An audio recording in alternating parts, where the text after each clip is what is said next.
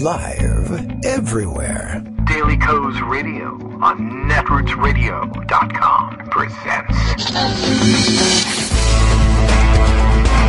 David Waldman. Kagro in the Morning Show.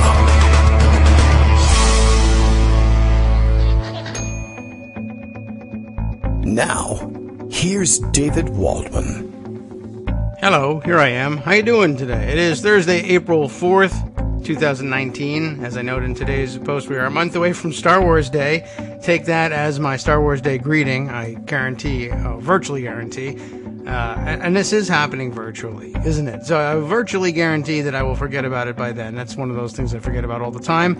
And it doesn't matter. We're busy. We got to get started today. I suppose those of you who are into the lottery, we're going to want to run into the store and play some fours, but there's not enough numbers to make that worth doing. It's 4419. That doesn't mean anything in particular in numerology, I don't think. I don't know. I'm not a numerologist. Anyway, plenty to catch up on today. Tomorrow, I will be off the air live. I'm going to have to try and I'm racing to try to get together a pre-recorded show for you so as not to leave you in the lurch, as I like to say it. And we're hitting the road for some last-minute college visitations.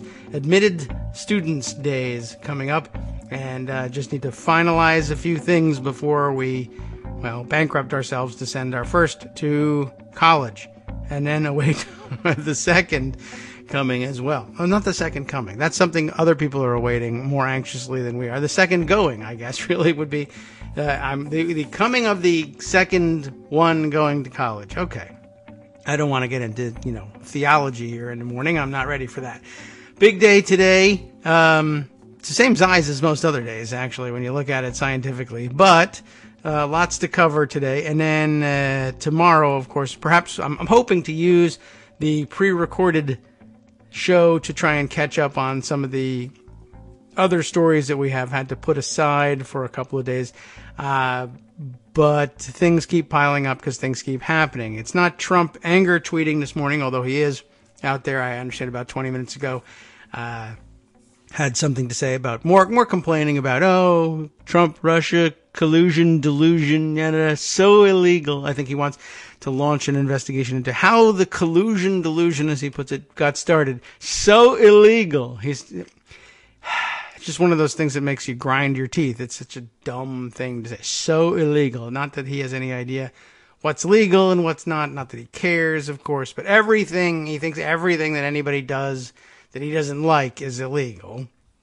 And remember, of course, that the whole investigation, underlying the whole thing, is a big question of whether any of the undoubtedly traitorous and stupid things Donald Trump has done here are illegal. But most people can't even make that claim. But he's not hesitating about that. Everything so illegal. Anyway, much to catch up on, as I mentioned. Washington Post and New York Times both running stories yesterday and today that at last the Mueller team, if not Mueller himself, have grown frustrated by the fact that their report's conclusions appear to have been misconstrued by Attorney General William Barr, and the fact that the evidence that they've gathered, which they think would lead any reasonable person to believe that the president and his people engaged in obstruction of justice, is not being aired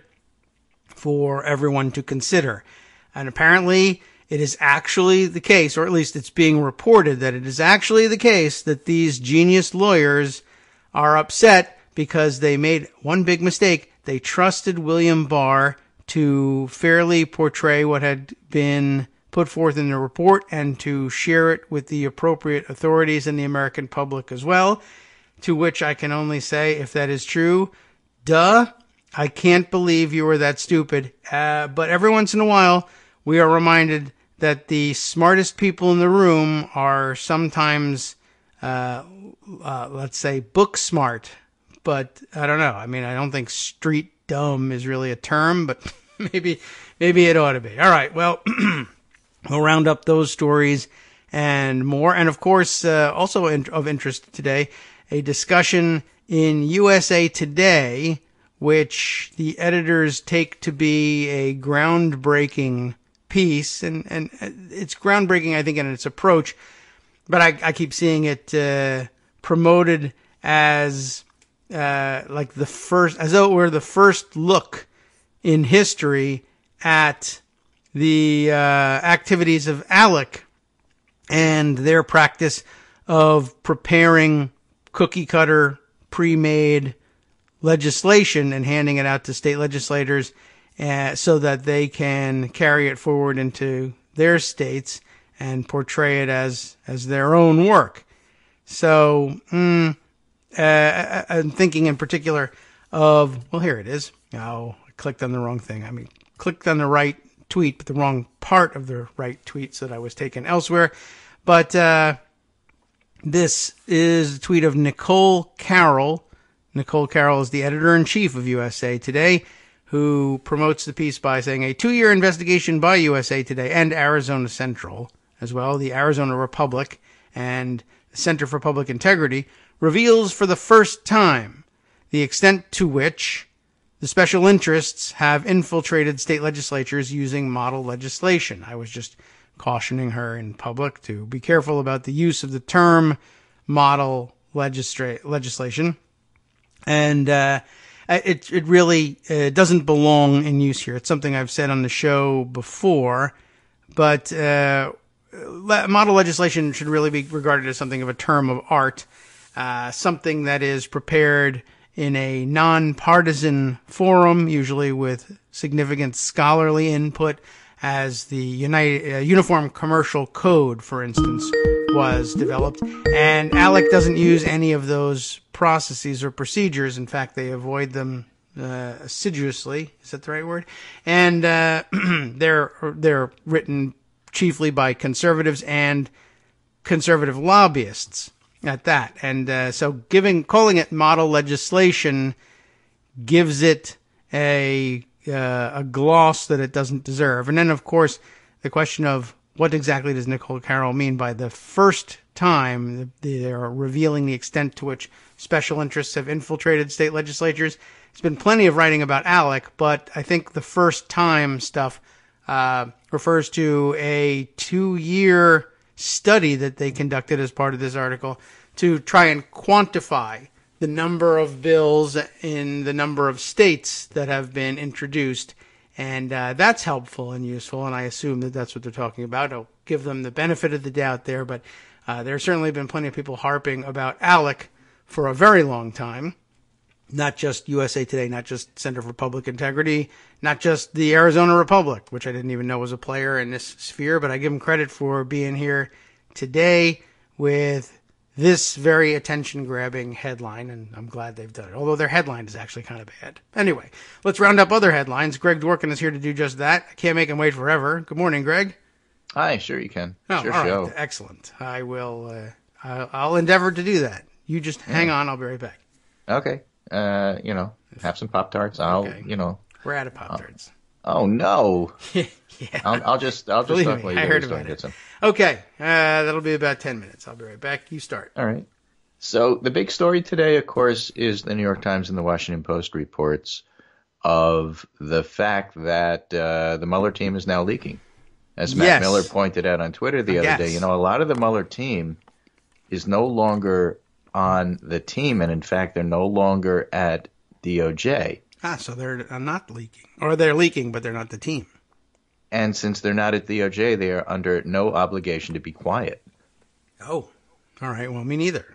So things have changed. Of course, us not either. But it was really interesting watching the New York Times and the Washington Post cover this because they were coming at it from slightly different angles. Mm-hmm. Okay. The New York Times was first. And their story, some on Mueller's team say report was more damaging than Barr revealed.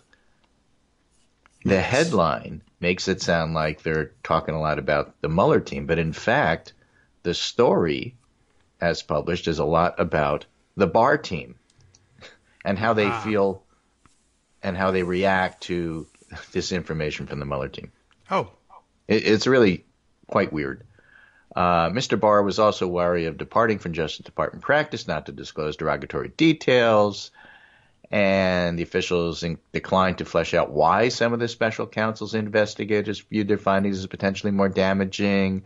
But Mr. Barr and his advisors have expressed their own frustrations about Mr. Mueller and his team. And Mr. Barr, of course, is frustrated, and he's the victim, and, it's really kind of weird. Mr. Barr has come under criticism for sharing so little, but according to officials familiar with the Attorney General's thinking, that is to say they spoke to Barr, he and his aides limited the details they revealed because they were worried about wading into political territory. Not political territory. Yes. Can you imagine this being looked at in a political light? Mr. Barr and his advisors expressed concern that if they included derogatory information about Mr. Trump while clearing him, they would face a storm of criticism like what Mr. Comey endured in the Clinton investigation. Oh. It would be like it, I guess. My first reaction is, well, so frickin' what? You guys started this. Why don't you just finish it on equal terms? Look, we already know the Stormy Daniels story. What could be worse? Come on. Mr. Rosenstein cited the handling of the Clinton case in a memo the White House used to rationalize Mr. Trump's firing of Mr. Comey. That was not clear what findings the special counsel's investigators viewed as troubling. Mr. Barr has suggested Mr. Mueller may have found evidence of malfeasance in investigating possible obstruction of justice. Oh. The report sets out evidence on both sides of the question. That it means he wasn't exonerated. Can you imagine? And then Mr. Barr, who took office in February, has shown flashes of frustration over how the unveiling of the investigation's findings has unfolded. He chafed at how the news media and some lawmakers had characterized this March 24 letter. He says it'll all come out just after his actions, right? Chafed. And, of course, Mr. Trump has fully embraced Mr. Barr's version of events. The Washington Post, on the other hand, looked at it more in terms of the Mueller team. Mueller's team assumed the information was going to be made available to the public, the official said, and so they prepared their summaries to be shared in their own words and not in the Attorney General's summary of their work, as turned out to be the case. Oh, man. A person familiar with the matter, that is to say Barr was talking to the Washington Post as well, disputed that characterization, saying the summaries contain sensitive information that will likely require redaction. Maybe they said bad things about Jared and Ivanka. Who knows? A spokeswoman for the Justice Department declined to comment. A spokesman for the special counsel did not immediately respond to requests for comment. But, of course, Rudy Giuliani said it's all disgruntled staffers. Yes, they're a bunch of sneaky, unethical leakers, said Rudy, who knows from sneaky, unethical leakers. Right. Some members of Mueller's team appear caught off guard by how thoroughly the president has used Barr's letter to claim total victory, as the limited information about their work has been weaponized in the country's highly polarized political environment, according to people familiar with their responses. Their frustrations come as polls show many Americans have already drawn conclusions about the special counsel findings, not in Trump's favor, by the way. Even though only a handful of words from the report has so far been released, not even full sentences, as it turns out. And, of course, the polls clearly say a third of the country is still in wait-and-see mode. About 40% think Trump is guilty of everything charged, and about, a quarter think he's innocent. So, people are drawing their conclusions, but the conclusions aren't that Trump is exonerated. Well, it is not yet clear, which is the important part, if Mueller's full investigative findings will be released publicly. Barr says everybody will soon be able to read it on their own. Yeah. But we still don't think it's talking about his own words. We don't know what it is. Right? So this is a paywall thing from Josh Marshall. Ooh, paywall. Do you have it? Yeah, I do. The rest of the piece is replete with almost comical spin from the Attorney General's office. It turns out Barr is also upset. Mr. Barr and other Justice Department officials believe the special counsel's investigators fell short of their task by declining to decide whether Mr. Trump illegally obstructed the inquiry. And why didn't he release more than his exonerating summary? According to officials familiar with the Attorney General's thinking, that would be the Attorney General, folks, he and his aides limited the details they revealed because they were worried about wading into political territory. Right. They were afraid of being political. That's amazing. And wait, there's more. Mr. Barr and his advisors expressed concern that if they included derogatory information, they would face a storm of criticism like what Mr. Comey endured. So, in order not to repeat Comey's mistake with Clinton, Barr needed to issue a blanket exoneration and preemptively decide the obstruction question without letting Congress or the public see the assembled evidence first. Well, that is one way out. I'm going to do the same thing with the Manson report. In order to avoid derogatory information coming out about Charles Manson and a criticism for myself. Why don't we exonerate him? And then no one will criticize me. Right. So Josh Marshall finishes by saying it was completely obvious this was going to play out like this. No wonder the president said it would be a disgrace for Congress and the public to see the full report. And so, as you pointed out, the idea that the geniuses there had no idea this was going to be weaponized politically, it's amazing. They were investigating the weaponization of the political weaponization of information. I mean, wasn't that the charge? Sort of. I mean, really, the charge was to look to see whether or not Russia interfered with the 2016 election, which they tried to, certainly. And they did. They found along the way that there were certain methodologies employed. And they became familiar with those methodologies. Yeah, well, I guess. Yeah. Right? And then had no idea that those methodologies would, in fact, be used. Then they, just as they probably have in the report. Yeah, we don't know that. That's true, too. I am predicting that they're going to do this. That could be in the report. Or they could have spent the whole time taping their glasses together after getting punched in the nose by the bullies. We don't know. So Caddy Kay, that brilliant journalist from BBC, says the risk for Democrats here is that the public narrative has already been formed and they look like sore losers in keeping the story going. That's probably the worst possible take I would walk away with from this. Yeah. Again, the public, a third of them still want to know. 80% want the report released, multiple polls. A third don't know what to think and are waiting to see the report before they decide. About 40% think he's guilty and about 25% think he's not. That is not the public deciding that Democrats are looking like sore losers and keeping the story going. In fact, the risk for Republicans is that they're going to get caught lying, and the risk for journalists like Caddy Kay is that peddling this crap is that they're going to lose credibility. This is the Chuck Todd view of the world. Yeah, I know they did everything. I know they killed people. I know the evidence is there. The blood's all over the floor. But the real question is, how does the public view it? What if we close the doors and they don't see it? Isn't that a brilliant political move? Let's talk about that. Yes. I'm just looking at the tweet. I don't know Caddy Kay. I opened up the tweet though, and I see that her background. She's a British reporter who reports on American politics, and in effect, well, she's got a book out. She takes the Republican point of view as gospel. I mean, that's dumb to start with, but the book that she has written is being promoted in her Twitter page here is the Confidence Code for Girls, and it's interesting in that I guess I can't believe that somebody who would write a book about girls having confidence in themselves would adopt someone else's narrative so easily without standing up for themselves and what they think. Unless this is what she thinks, in which case, okay, well, you can raise your hand. It doesn't mean I'm going to call on you. Confidence code. It's just an unusual combination, juxtaposition for me. I haven't read the book, so I'm not in a position to comment on it. I am judging it by its cover. I will say that I do see her reporting. I mean, she's a frequent guest on Morning Joe, for example, so I see her comment on this stuff all the time.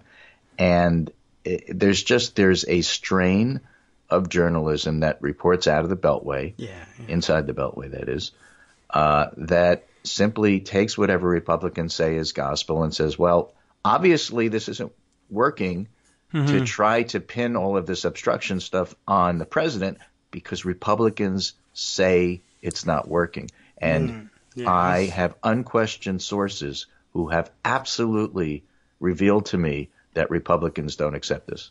Okay. Well, at least she's okay, fine. I get it. I understand what Republicans are telling you. They're gaslighting you. Don't gaslight us. Yeah. It's pretty amazing. And I guess Chuck Todd is good at that too. Crystal Liz is good at that too. It's the same strain. It is it seems identical. I now Jesse Lee had commented on this here too, and I think this probably encapsulates a lot of what people are thinking. As he was just saying about Caddy Kay's tweet, not to pile on the ratio here, but this was entirely predictable and predicted. It's not or rather, it's those in the media who declared Trump exonerated and scolded Democrats to move on who have a problem to reckon with here, not Democrats. I mean, she should at least be aware of the role she played in it. But, I mean, everybody, the moment they began doing this, or even before they began doing this, Democrats and Democratic activists laid out very clearly in public, wherever they could, that this was going to be the Republican play and you ought to watch out for it. They just did it anyway. Okay. I mean, that's pretty sad. But, I don't know if anybody predicted that any of these journalists were going to read millions of people on Twitter predicting it and say, yeah, that's worth pointing out. That's not. Matt Iglesias had a real nice comment on the whole media situation here, which I'll give to you and read. Okay. It says, the weirdest thing about the Trump-era journalism is that even though the administration's habit of constantly lying is widely reported, each new statement is treated as presumptively true until debunked. Yes. That's one of the most frustrating things about this. I loved it because it's absolutely right. He's right. That's what we mean when we say the media normalizes him. Yeah. You just got through showing that he's lied about the last 19 things. Oh, now he's going to close the border. Yes. Right. Why do you believe him? I don't know. I mean, he just said that he's totally exonerated. Why do you believe him? I don't know. I got to make a coffee table book out of all my, this has been another episode of How to Read a Trump Comment. Yeah, pretty much. Tweets. So anyway, that's clearly the big story of the day, but it's only one of like 6 or 7 because other things happened as well. For example, Washington Post had a big story last evening about Jared Kushner identified as senior White House official whose security clearance was denied by career officials, and Ivanka's the other one. So 2 out of the 3 people in the original story were identified. Mm-hmm. Yesterday, don't forget, the House Democrats put in a formal demand for 6 years of Trump's tax returns. Oh, yes. That's actually news since yesterday. Yes, since our show. I'm not talking anything that happened since our show is news. Right. It's fresh news. 11 o'clock is the end of the day as far as I'm concerned. In making the request, Neal, that is to say Richard Neal, the House Ways and Means Committee chair, invoked an obscure Roaring Twenties era provision that empowers the head of the Ways and Means Committee, as well as 2 other congressional committees, to request the tax returns of any filer. Neal wrote in the letter he's demanding the returns within his duties to perform oversight of the executive branch, but the stated purpose was rather limited. Neal is seeking not to investigate Trump wrongdoing, but rather how the IRS handles the review of presidential tax returns. Trump keeps saying, well, I can't give them to you because I'm under audit. Right. And Neal is saying, okay, let's see the audit. Yeah. In order to do that that's a good way. And have oversight of the audit, I got to see the returns. Right. In other words, it's the demand for paperwork. You say that they're under audit. Yes, I need to see the paper on that. I thought you'd appreciate this. I do. Consistent with its authority, the committee is considering legislative proposals and conducting oversight related to federal tax law, including but not limited to the extent to which the IRS audits and enforces the federal tax laws against the president. House Democrats are proposing a new law that would force all future presidential and vice presidential candidates to disclose 10 years of their personal tax returns as part of their marquee H.R. 1 legislation. And Neal's saying we need to see the tax returns and the audit to see whether or not adjustment to that proposed legislation is necessary. That is our oversight function. That's what we do. That's interesting. It's a little frustrating that he didn't simply say, because I want them. The end. And I'm investigating Trump. But okay, clearly he has wanted to avoid this is his that. answer to, well, you can't have them, is what they're going to say. But he's going to say, no, actually, we're entitled to them. Yes. And this is why. Right. Although, he's entitled to them because of the obscure Roaring Twenties provision. I love that description of it, as though, it's so I love old it. I mean, it's you great. can't The use obscure Roaring Twenties precedent of sending Al Capone away for tax evasion right. happens to be quite relevant, and that's why we're negotiating it based on that. I wonder who was in charge in the Roaring Twenties in the White House and majorities in Congress. I'm Probably just can't saying figure that out. The request was signed Richard Neal and Elliot Ness. That's all I'm saying. Well, I'm glad that he finally came around to doing it. It's funny almost in a way that he decided to use some kind of a a strange excuse. I mean, it's a good reason. If that is the reason, fine. Although I wish what he said, and it's a legitimate reason, and it's one that it's just it shows funny. That he's a master of the arcane rules of the house. Exactly. The other question is, why did it take so long, and why did they arrive on this? Were they looking at other reasons for demanding it and deciding that it wasn't going to work because they were going to get stonewalled on it, but this one they think will work? I don't know. I think they're. That implies they're actually doing homework on this. Yes, I hope they're anticipating being stonewalled on anything. It wouldn't matter what the reason was, but I guess they were looking for something that they felt more politically comfortable with. You can't accuse me of whatever it is, of harassing Trump. But this is about some other thing, so they're going to come at it obliquely. Yeah, this is going to cover all presidents. It's not just Trump. Yes. And of course, while this is going on, the House Judiciary Committee is authorizing subpoenas for full Mueller report. Now we know that's going to take a long time, right. And that process has to play out by Barr giving us the redacted version first, which he promises within the next 10 days or so. He doesn't have to do that. But the fact that we learned that the Mueller team did various summaries for each section. Mm-hmm. That were not released, and Barr didn't mention at the time, I think is kind of important. Yeah. I wonder if Barr says that there's stuff in there that has to be redacted, so we can't just release it. But Mueller wrote them to be released. So when they actually come out, that's going to be quite interesting. Yeah. Well, that will be interesting, especially if they are. They could just fight over the redactions alone and take 2 years to do that. Okay. Certainly but unless you're going to redact the whole thing, there's a lot of stuff that's going to come out. And the idea that it won't come out is part of the dumb part of this whole maneuver on the part of the Trump team. Yeah, well, there's plenty of dumb to go around, it seems. That's for sure. So I'm glad that Ways and Means finally got around to this arcane thing. It's not all that arcane, and I guess it dates from the 20s, but it was something the Republicans monkeyed with in the early 2000s as well. Not that everybody took notice of it, but we did here on this show. We'll talk about that perhaps later on. Back after 2. Hi everybody, it's me, David. Let's change things up from the old fundraising pitch for just a minute and talk instead about how you can be a part of our show. If you've got a smartphone or any other electronic recording device, why not sit down and record a segment for us? Read us an important article and give us your take. Read one of your own original essays, or even just give us your commentary on something you'd like to share that's important to you. Then send the file to me at kagrox@gmail.com, and I'll try and work it into the show.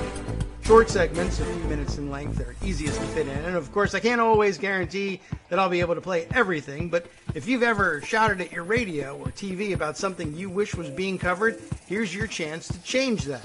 Make the show your own. Send your submissions to me at kagrox@gmail.com.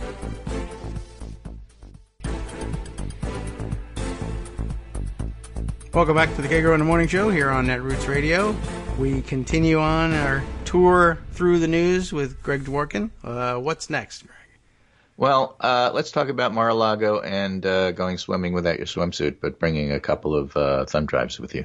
Oh, okay. Up until that point, I thought it was a Jeffrey. I'll just wear the thumb drives. Yeah, okay. All right. If you have enough of them, I suppose. So the story goes, and I know you covered this yesterday. We talked about this a little bit yesterday, but a little bit more fleshed out here from the Miami Herald, who originally reported this stuff. Mm-hmm. Feds are investigating possible Chinese spying at Mar-a-Lago and Cindy Yang. Cindy Yang, you may recall, is the female entrepreneur who owned the chain of massage spas. Yes. That ultimately involved Robert Kraft, the owner of the New England Patriots. She sold them, but what she then went on to do is offer access for hire. You'd pay her, and then you'd get to go to Mar-a-Lago and hobnob with the Trump family, et cetera, et cetera. Yes. So that's who Cindy Yang is. And the woman who showed up, who sort of caused the scandal, kind of showed up and said, I'm here because I want to take a swim, except I don't have a swimsuit. I just have like bunches of malware on my thumb drives. Yeah, and then later, and the receptionist was basically the one that caught her. Right, not the Secret Service. They're not allowed to. Not the Secret Service, right? And she told everybody after she got in that, I'm here because there's a Chinese American function tonight, which didn't exist. Right. So they got suspicious. And that function I'm was... here for the Finkel wedding. We don't have maybe. No. It's later tonight. Yeah. And the event she said she was there for was allegedly one arranged by Cindy Yang, and I guess they had the plug pulled after she got busted. I mean, I'm just laughing because I think that would be like totally legitimate, right? Yeah, right. So a Chinese national shows up with all sorts of malware and thumb drives. And the receptionist says, "What are you doing here?" And she says, "Well, I'm here for a swim, except I don't have a swimsuit." Right. And gets in. And then later is seen wandering around, and people say, "What are you doing here?" And she says, "I'm here for the Finkel wedding." Yeah. And they go, "Okay, fine. That sounds totally legitimate. Why would I even question that?" I have no real idea. It could certainly have been for those purposes. They have swimsuits you can borrow at Mar-a-Lago. That's a famous for price, story. I'm sure. The reporting, though, that the Miami Herald has done on this is just been extraordinary. And, the whole idea that Mar-a-Lago is an unsecured place that anybody can get into, but especially if you happen to be a spy and you have a little bit of money to throw around, is just extraordinary. They are doing great work. And they're also the outlet doing the best work on the Jeffrey Epstein story, which is also a Mar-a-Lago, Pervalago story. Yes. They're doing great work. The only thing they could do to improve it is they could use my headline for the story is the spy who rubbed me. And I think someone needs to use that. The sequel. Yeah. So if they could just work that into the coverage, I would vote for them in the Pulitzers. Right. So I think that's a great thing. All right. So let's talk a little politics here because I want to flesh out a little bit of some of the stuff we were talking about yesterday that I didn't have enough information on. We knew, for example, that we were disappointed with some of the election results from Tuesday. We were happy with the result that a state Senate seat in Pennsylvania flipped from red to blue, but we were unhappy with the Wisconsin judge election where conservative Brian Hagedorn won or appears to have won that election. He's leading by about 6,000 votes. There'll be a recount. It's close enough, but that's not going to change unless votes are suddenly found in crucial Waukesha County in somebody's trunk of a car, the boot of the of the car. So it's likely that he wins. And people were scratching their head and say, how did that happen? Just last year, we won a race for the justice or the judge, and it wasn't a problem. Why was this a problem? And writing in TPM, again, this is also behind a paywall, but I have it here on Wisconsin. Awesome. Tuesday's letdown should refocus Democrats on pocketbook issues. And the idea that somehow this was pocketbook issues and a judgeship was making a lot of people scratch their heads. But Cam Joseph, who is the author, fleshed this out a little bit for us. All right. And it's really kind of interesting. Wisconsin Democrats faced a bitter setback on Tuesday, apparently losing a state Supreme Court race they expected to win easily against a deeply flawed candidate. The result triggered some bitter deja vu for local liberals and stood in sharp contrast to Democrats' big successes in 2018. One big difference the Democrats could learn from as they head into 2020 in what could be the most important state of President Trump's reelection map, the race turned largely on social and not economic issues. Well, that makes sense. It's a judgeship, right? Yes. But what he's getting at is, in the end, this is eerily reminiscent of Kerry and Bush in 2004 Ohio. Democrats had a game plan. They executed it. They hit their targets and lost. And the reason they lost isn't because their turnout was bad, although it was, subpar in Milwaukee. But overall, they exceeded the targets they expected to hit. It's just that the Republicans did even better. And the way they did that is by playing up social issues. A conservative judge, Brian Hagedorn, came into the race, the report says, with a ton of baggage on social issues. He helped found a private religious school that bars teachers, students, and parents from being in same-sex relationships. He made paid speeches to a group that advocates making sodomy illegal and sterilizing transgender people. And as a 27-year-old law student just over a decade ago, he wrote pieces addressed to fellow soldiers in the culture wars that call Planned Parenthood a wicked organization, the NAACP a disgrace to America, and repeatedly compared same-sex relationships to bestiality. Sounds a little bit like that ex-Republican senator from Pennsylvania. Okay, yeah. Well, it sounds like a lot of Republicans. Roy Moore, Rick Santorum. So it's not unknown to hear those sorts of things. And on top of that, almost all the judges that he and liberal judge Lisa Neubauer both served with endorsed her over him. So that led Democrats to think that they could win. Money poured in from national liberal groups, including former Attorney General Eric Holder's anti-gerrymandering organization, while business groups that usually back conservatives stayed out of the contest. And that's why they thought they could win. But the strategy may have backfired.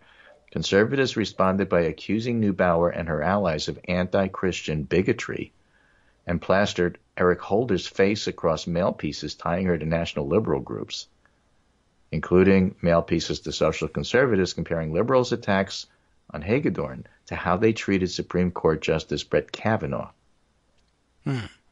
Turnout boomed in heavily Catholic Green Bay, as well as the Northwoods compared to the last off-year elections, where Neubauer got her clock clean. She also didn't do well at boosting turnout in crucial Milwaukee County, a perennial problem for Democrats that only President Obama and the 2018 ticket were able to solve in recent years. So it's an off year. Milwaukee didn't turn out.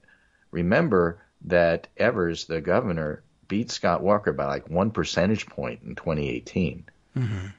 This is a really close, purple state. It's not a blue state. Yeah. And Republicans have had a great deal of success with this particular campaign machine.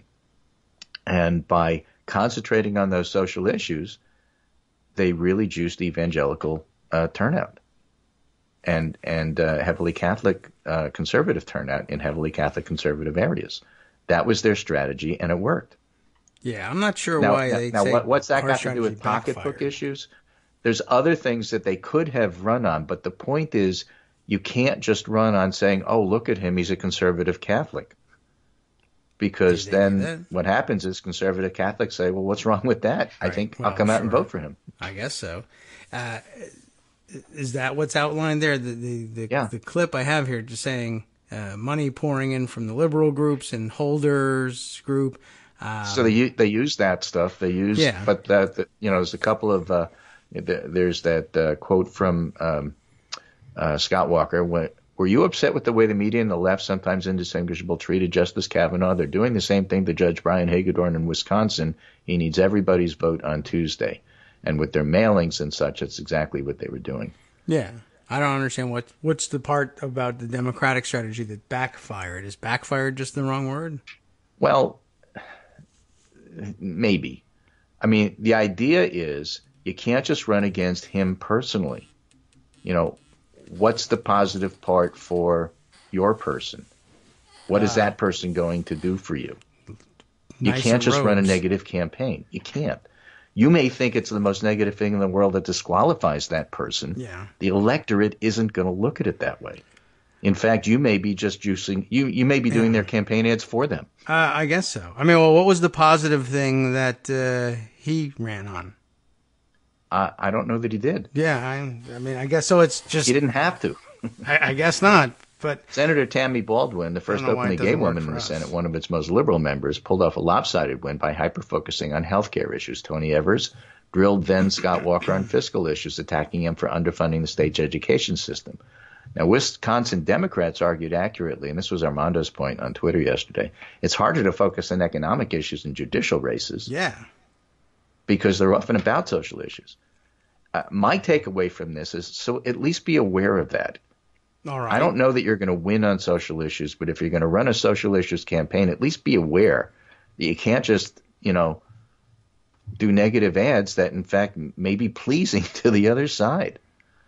You can't run and say, the reason I'm running for president is because Trump is a liar. His side is going to say, we know he's a liar. And it ticks you off. I love it. I'm coming out and voting for him. And you can't just be scratching your head and saying, gee, I don't know why that didn't work. I guess it is awfully difficult in a judicial race. Although I guess what you say is, hey, Wisconsin, you just voted for Democrats to take over state government. You've sent Democratic senators to Washington, And you're going to need a Democrat on the Supreme Court to uphold all of this, because Republicans are all about reversing it no matter what. They're not interested in the law. They're just interested in defeating the people you just put in office. Right. I mean, and one shouldn't read too much into it. The governor, Evers, won by a point, and this particular Supreme Court judge lost by a half a point. What's the difference? There is no difference. It's a close race in a close state. But I guess, first of all, there was no reason to think you should have run away with this. And secondly, you can't, and after 2016, I don't understand why people don't understand this. You can't list somebody's bad characteristics and think that that's disqualifying. People are so partisan, they'll say, we don't care. He's a Republican. We're Republicans. We're voting for him anyway. And if you think they won't, you really shouldn't be doing this for a living. I guess that's true. I guess I'm just, I guess maybe there were just different sorts of people, Republicans and Democrats. That's been pretty obvious for a long time. But I mean, if the Republican just ran by saying, well, the other one's a liberal squish, and they're going to allow, all sorts of atrocities like. And I won't. Right. Right. It's the and I won't part. I guess. So is that it? That's the big difference, is that she should have said, I won't. All right. I hope that maybe she left that out. I have no idea.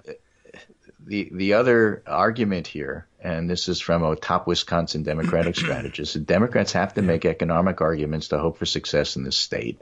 And you have to connect progressive policies to a better life.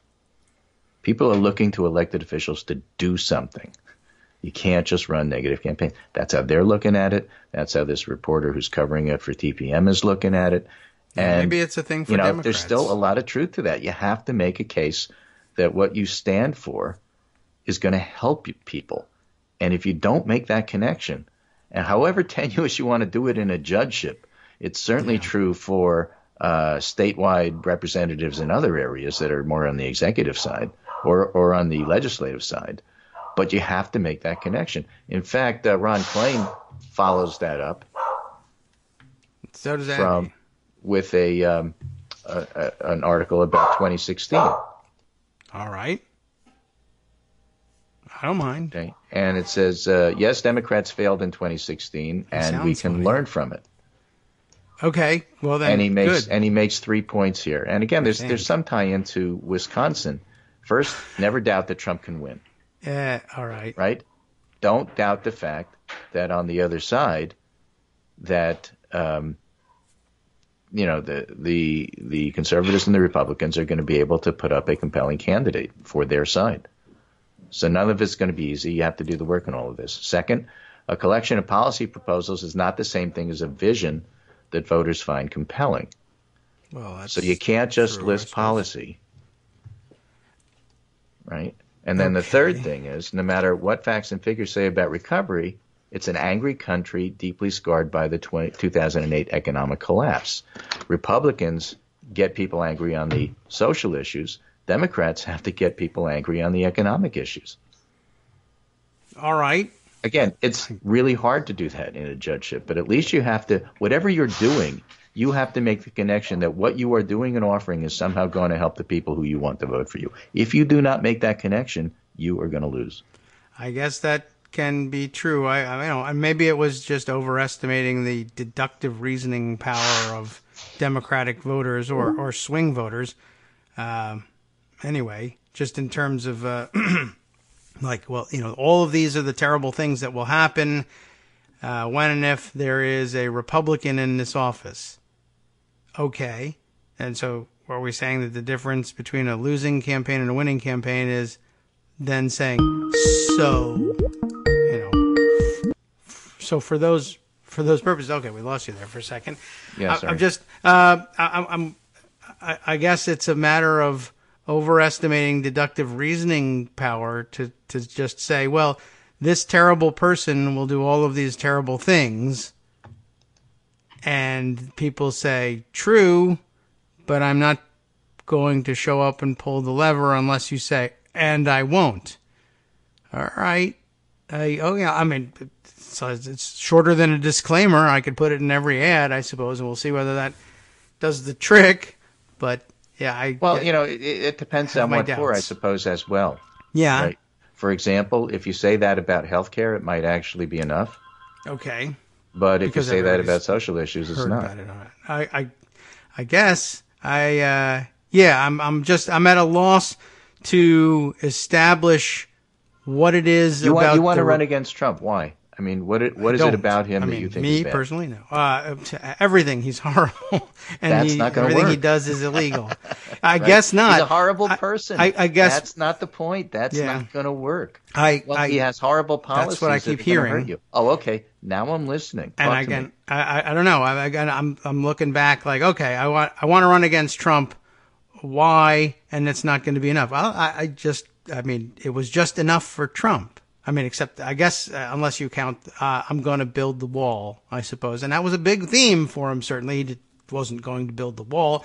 It was a lie. He's running on people who have cultural resentment, antipathy towards immigrants, people of color, the news media, coastal elites. He could marshal that and get people out to vote, and it was enough. All right. I mean, Democrats have to get, because people generally vote when they're angry. They don't vote because they're happy. Right.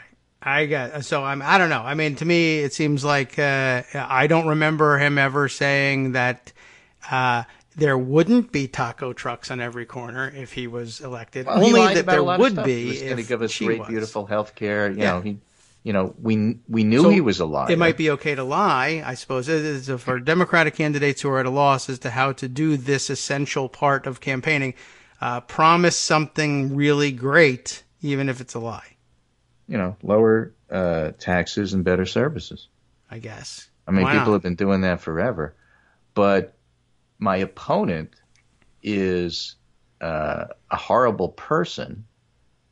And here's where the disconnect comes in, and the public says, yeah, we get that. All politicians are horrible people. Mm-hmm. Tell us something we don't know. Yes. And you better have an answer for that. I would like to think so. I am just having a hard time recalling what are the things that Republicans say that fit that bill. And maybe I'm ignoring them because I hate Republicans so much. Maybe. But Republicans will promise you lower taxes. Yes. Right? Republicans will say bad things about the other side, which are discounted. But they'll promise you lower taxes. And they will promise you, social issues that their side is going to be in favor of. We'll give you better judges. We'll give you the McConnell agenda. Vote for us, and Mitch McConnell will remain majority leader, and we'll support that agenda. And that agenda includes conservative judges, and that agenda includes blocking any liberal policies that you don't like. And by the way, we're on your side because we're just as angry about the changes in America as you are. There is a constituency for that. There's a constituency for that in Wisconsin. There's a constituency for that in the country. And, fine, we acknowledge that. Now, our constituency is bigger. There are more people. However, we have to get them motivated to vote. That's the turnout argument. And for the 10 to 13% of Republicans who really are disgusted with Trump and prefer that agenda, but not to the point where it's so disruptive, and in fact think that he's lying about the agenda to the point where they can't believe him, tariffs and things that, for example, are ruining Midwestern farmers. If you want to get those people to vote for you, you have to have more than the other side are horrible people. Because you should tell them you're going to give them $10. They will say, look, we know that. We've internalized that. We get that. You're horrible, too. You're a politician. All politicians are horrible. Tell me about how you're going to help me. Free pizza. Yeah. Anyway, I'm just saying, and so when you see it play out in elections, don't scratch your head so much. This is how it works. Okay. I mean, what can I scratch my head if I'm not seeing it play out in elections? Well, where is it not playing out in elections? The people who are winning are not promising anything in particular or saying they are making the affirmative case for their candidacy. Well, the Democrats did that and won in 2018. Yeah, okay. So it's Democrats might be able to win sometimes by doing this, and Republicans never Democrats have to do it. This. I guess. Republicans don't have to do it. The parties are asymmetric and their constituencies are asymmetric.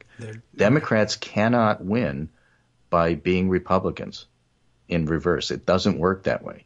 Democrats have to make an affirmative. That's something that makes some sense. They have to have an affirmative program that people can link to their own personal success. And when you do that, you win. Obama did it. He won. The Democrats in 2018 in the House did it, and they won. It's not going to work to just say they're horrible people and that's all we have. I'm not saying that that's what Democrats are offering, but there have been occasions where, and one can make the case with Hillary Clinton, it just hasn't been as clear as one would like that there is a vision, that you have a list of policies, but what's the vision that pulls it all together? You know, what's the bumper sticker? What's the elevator pitch? You put it however way you want to. You have to have it in a way that you can articulate that, okay, I get what this is about and what we're trying to strive for. If you don't have that, you're going to have trouble winning. Okay. Well. Right? And what's clear to me is that in Wisconsin, yes, Democrats had a reasonable candidate and a reasonable campaign, and they got voters, and they hit their targets. But they didn't count on the fact that the social issues were going to be ginned up on the other side, again, just like Kerry and Bush in 2004, and you were going to be outvoted because they were going to have better turnout than you. Right? You weren't anticipating that. You didn't think that was going to happen. You thought that all of the things that you said that were bad about him were going to somehow make people stay home or be disqualifying. That isn't how it works. On the other side, they are not us. It's always going to be hard for us to understand how they think because they're not us and it's not symmetric. It's not a mirror image. But the way it works on the other side is that the things that you think are disqualifying are actually things that they like and they're going to go vote for on the basis of what you think is bad. Yeah. So, think about how you want to present that. This guy is bad, but he's also going to do things that are bad for you. I'm going to do things that are good for you is a winning message. He's bad, and leaving it at that is a losing message. All right. Well, I guess that's apply it to Trump, and you see where I'm going with this. Yeah, I guess with at least with Hillary Clinton, I have more evidence before me of the possibility that her campaign was perceived as not having made that case. I don't know. I can only assume that the people complaining about the judicial race know this to be the case about the Democratic candidate there. I'm relying on the locals. I don't know it, well enough to say, yes, that's absolutely true. But it was a very interesting report that made that case. And I think that the implications for how that would apply to 2020 across the country are salient and rather interesting. Okay. That is, I don't know what to make of it. I have to go back now and I'll see if we can evaluate this campaign. I wonder if the campaign website is still up.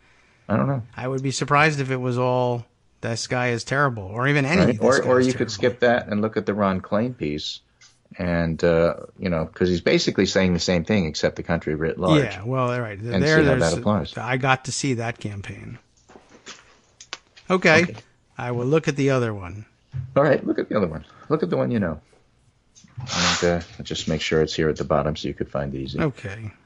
All right. Oops. There it is. Thank you, Abby. Yeah, she clicked, and there it is. Okay, yeah, I got that one. All right. Well, anything else? It's pretty late already as it is. If you'd like to do the second half of the show, you're invited to do so. I was thinking about it, but no. So that's it. Right. I'm just going to go through 10 o'clock. That'll finish me. Okay. But you got another hour to go, and there's a whole bunch of other stuff to talk about if you want. Okay. I think I'll do that. I just want to tell people what I'll do affirmatively, not just that the first hour was terrible. That's the important. Okay, thanks very much, Greg, and thanks, Abby, and have a good weekend, and go catch that squirrel. Thanks so much. Take care. You do the same. We'll see you next week. All right, let's see. I am very curious about this one here. Neubauer, huh? I'm just kind of curious, like Lisa Neubauer. Does she have a website? or what? Let's see. Is it Lisa? Is that right? Yeah, I guess so. Okay. Let's see. Neubauer for Justice. Is that the name of her campaign? I guess so. I'm just sort of curious about it. JudgeNeubauer.com. Let's take a look at this. Neubauer for Justice. To everyone who supported. Oh, so we're already in post-campaign mode here. So all it is a call for people to contribute or volunteer for a potential recount, which I guess you might as well jump in on, because for the following stated reasons of entirely positive campaign platform type things. I'm curious to see, and I guess I'll have to spend some time off the air doing it in the Wayback Machine or something and see the old. And the website, of course, won't tell me exactly how she campaigned. I'm wondering whether, maybe if there's polling, I don't know who would spend money to poll after the fact in a judicial race to ask the people of Wisconsin whether they came away from the election with the impression that she did not tell them anything about what she would do for them going forward or not. I don't know. I guess I feel like that's a solid thesis because of what I've learned or what we were able to observe on the national level to a certain extent with Hillary Clinton's campaign, although I know that there are a lot of people who are probably much more intimately involved in the Hillary Clinton campaign who would disagree strongly with that characterization of the Clinton campaign and would say, no, it wasn't the fact that we simply put together a collection of policy stances. There was a clear expression of vision there. Sometimes they're right, sometimes they're wrong. I didn't come away with a strong impression of her vision except the most generally, inchoate ideas about how she might approach governance because I knew who she was and where she was coming from, and I knew that she wasn't Trump. So maybe there's a real point there.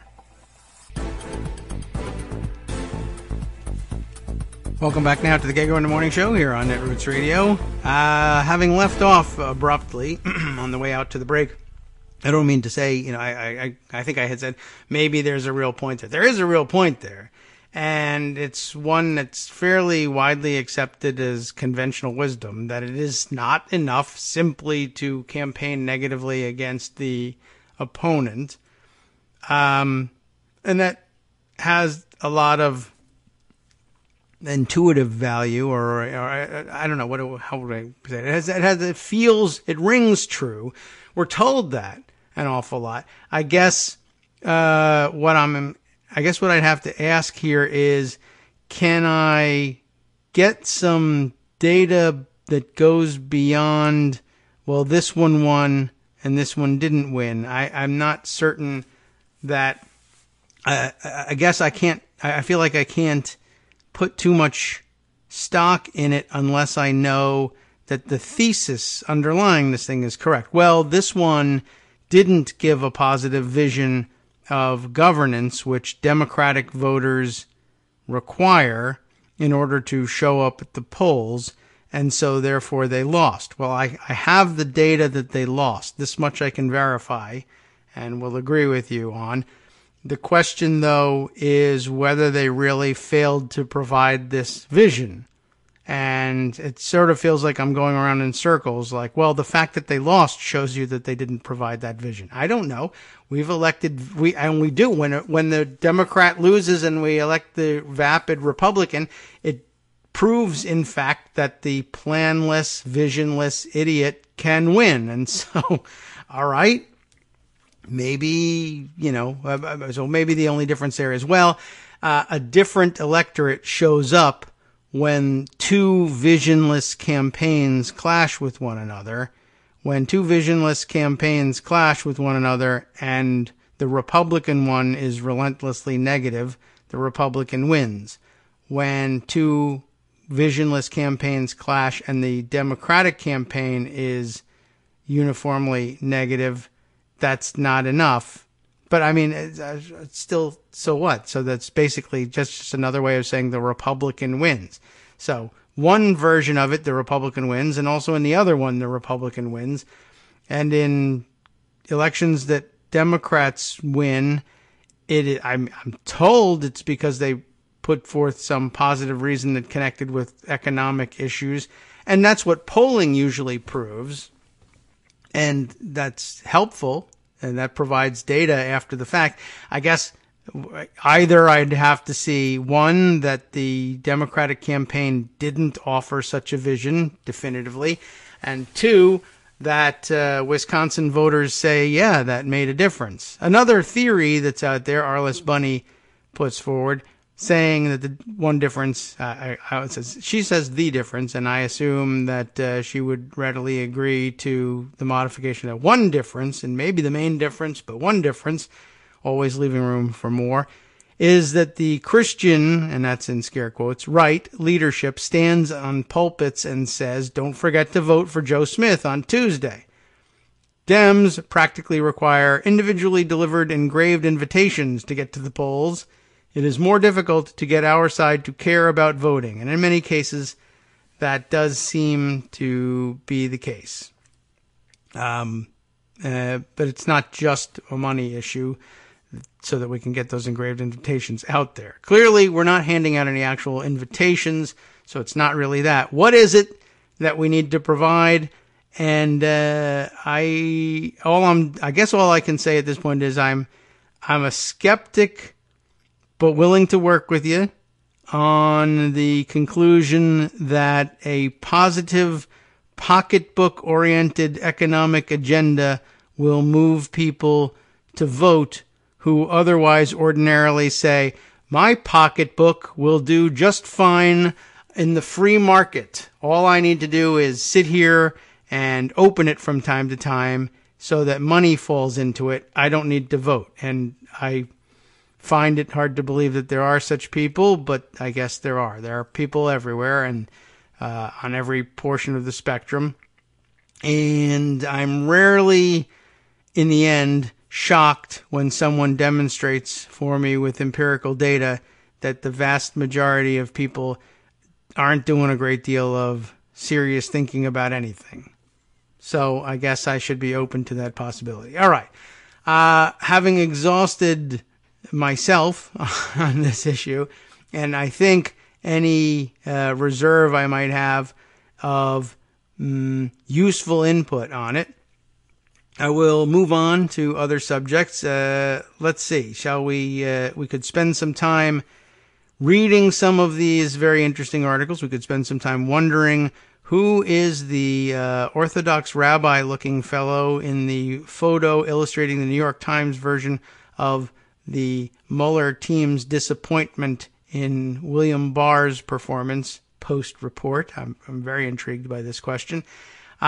Another issue of some interest, which we won't be able to read all the way through, even if we did an entire thing on it on Friday, is the New York Times Magazine's report on the Rupert Murdoch family, how Rupert Murdoch's empire of influence remade the world. I recommend that to you as weekend reading, early recommendation for you. I made it about, maybe 2/3 of the way through yesterday.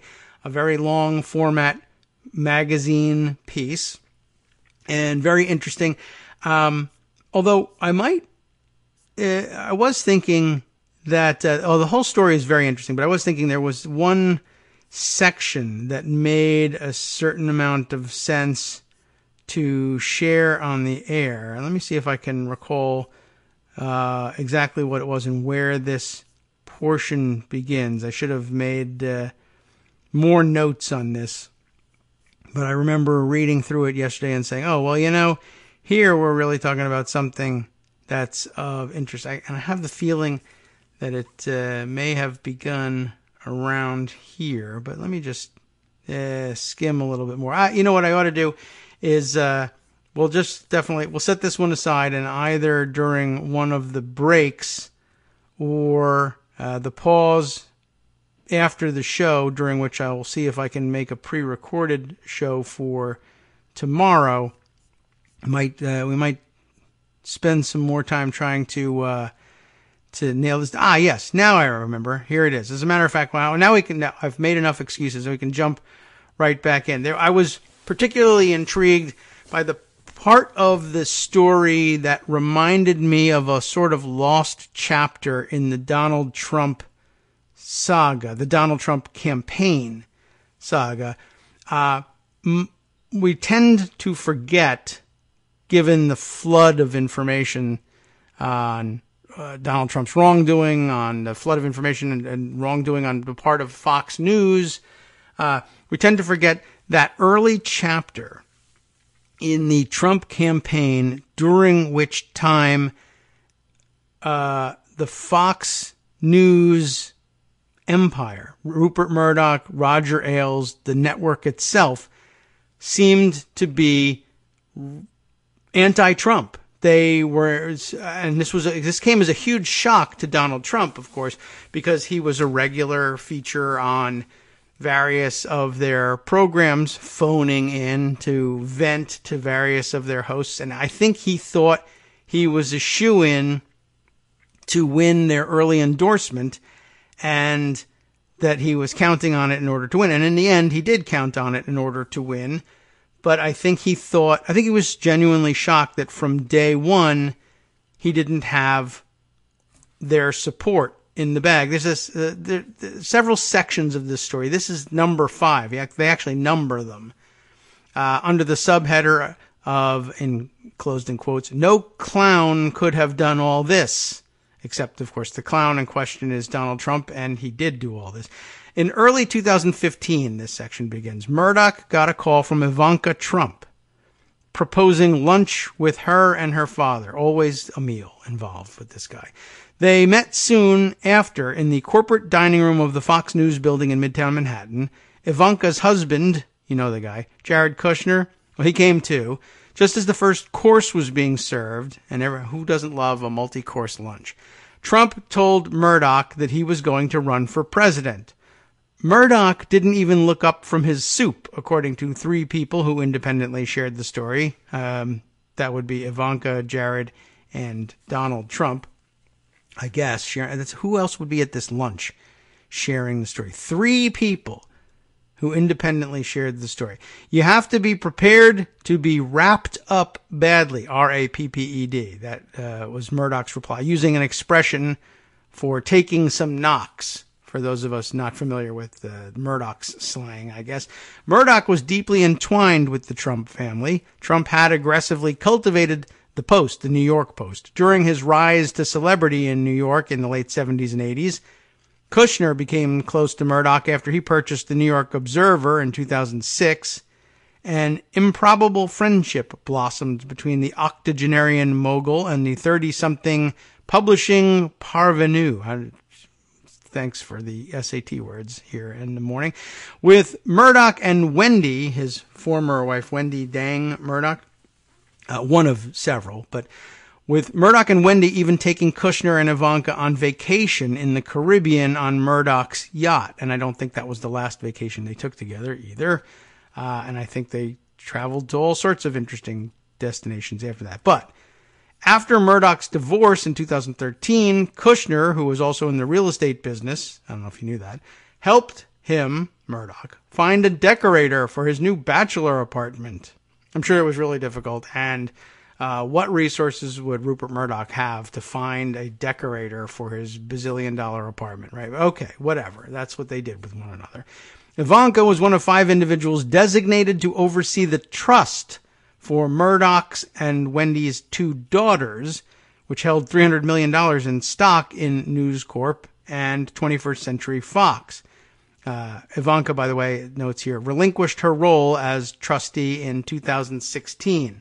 One of the few things from which the Trumps actually stepped back, given their new and expanded role in America's public life. Very interesting. And what a disaster that could have been. And can you imagine the sigh of relief they're now breathing that Ivanka Trump walked away from being in charge of the $300 million that was meant to go to someone other than Ivanka Trump?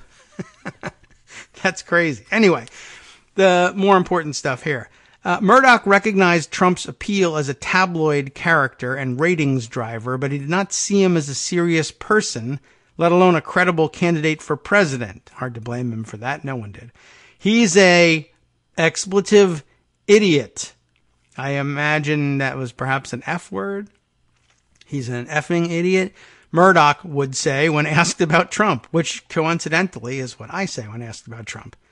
And this is the funny thing too. I'm sorry, not these three, but I thought they were talking about the same three people.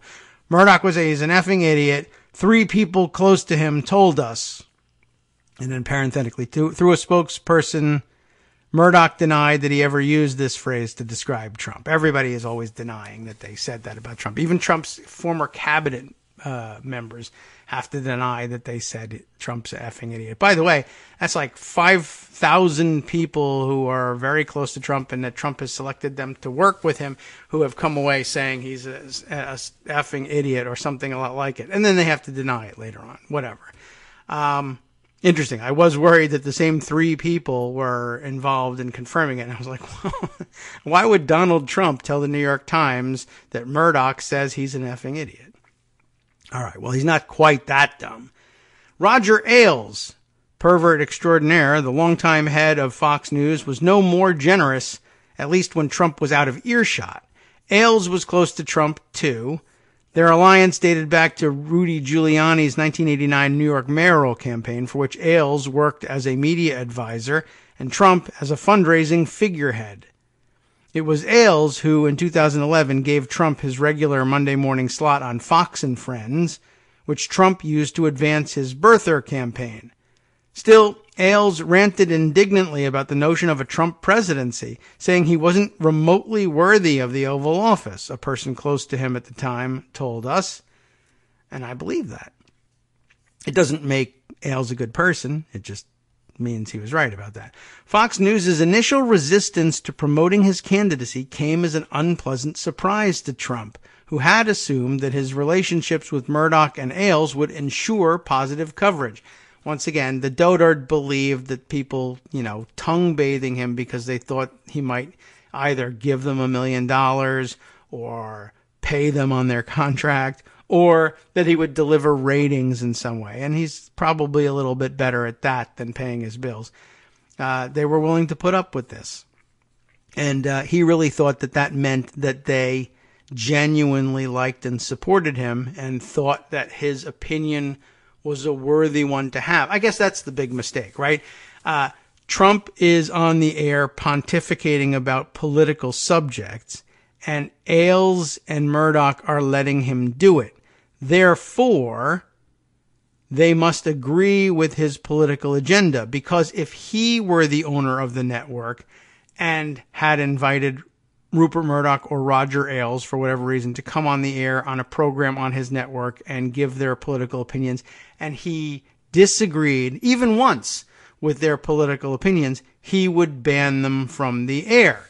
That's how he would handle it. And the fact that he had not been banned from the air meant to him they supported him in his political thinking, which in general they may have done.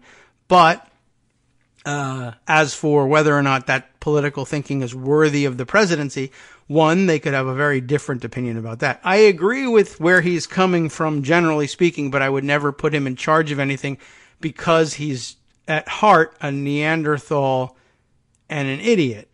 I agree with his reactionary conservative politics because I'm a reactionary conservative.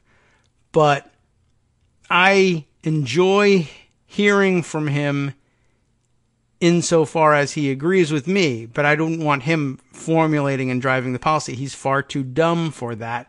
He doesn't have the range of vision to handle the range of issues the president should be weighing in on. They could think that.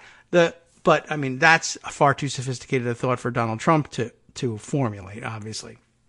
But perhaps a more important observation to make here is that Ailes and Murdoch might well have disagreed with his politics outright. I don't know whether that's the case, but still put him on the air because, after all, and Trump can take this as a compliment. This is one of his favorites. He is good for ratings. People, as we've pointed out before, love, apparently, car wrecks, train wrecks, to those of us who prefer that mode of transportation, and dumpster fires is one we add to the list lately. They love watching disasters in progress, and Trump and Trump's blather is of great interest. Even people who, I guess it's sort of like that, the Howard Stern radio effect, right? Even people who hate him tune in to see what stupid thing he'll say next. And that was apparently a big driver of his early radio success, and I think it was a huge driver of Trump's success on television as well. He'll say something outrageous, and maybe something outrageously stupid, and then we'll all be in on how stupid he is, and we'll talk about it.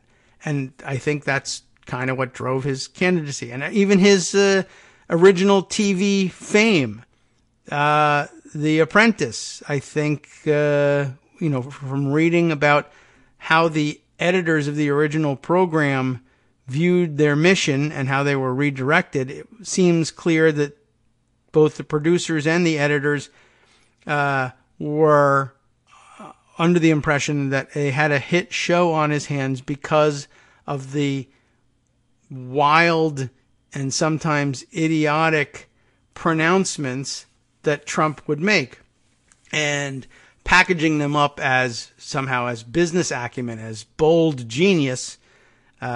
That's the more interesting approach. Of course, the idea, to me, you could have sold me on it being a comedy about a blowhard idiot businessman who thinks he knows what he's doing.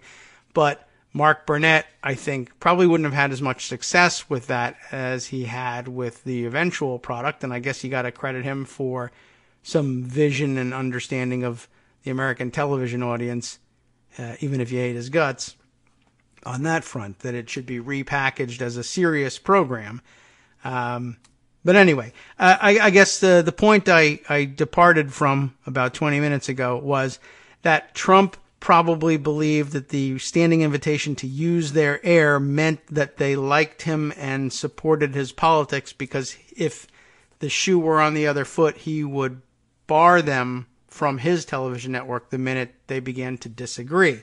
And he probably thought that there was some personal friendship involved too, but what was really happening was that Ailes and Murdoch said, well, he's good for ratings. People tune in to see what dumb thing he's going to say. And, I'm not completely driven to vomit by his politics, so what the hell? We'll go ahead. They're thinking transactionally. We want the ratings.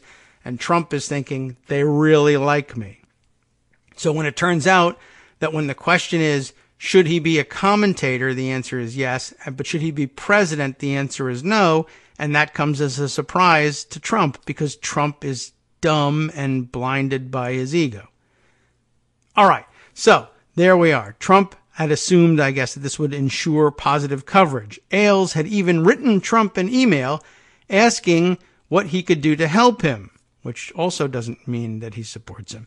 After scrawling an enthusiastic note on top, Trump sent a printout of that email to his campaign manager, Corey Lewandowski, which, is just, that's a Trumpism for you. Oh, look, he said something about me, and so therefore.